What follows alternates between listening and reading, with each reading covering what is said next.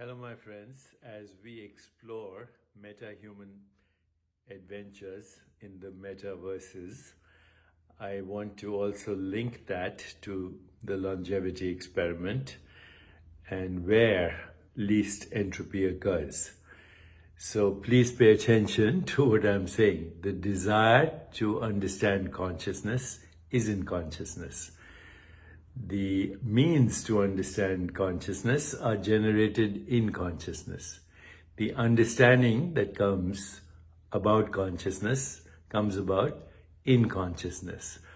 Consciousness is that which is the source of all experience. Experience is knowing of consciousness of itself, modifying itself as perception and cognition. So perception is giving meaning to the five sensory experiences: sound, touch, sight, taste, and smell.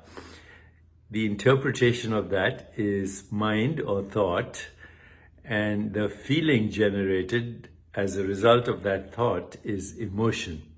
In other words, consciousness is the source of all experience. There's no science of consciousness because science itself is a product of consciousness.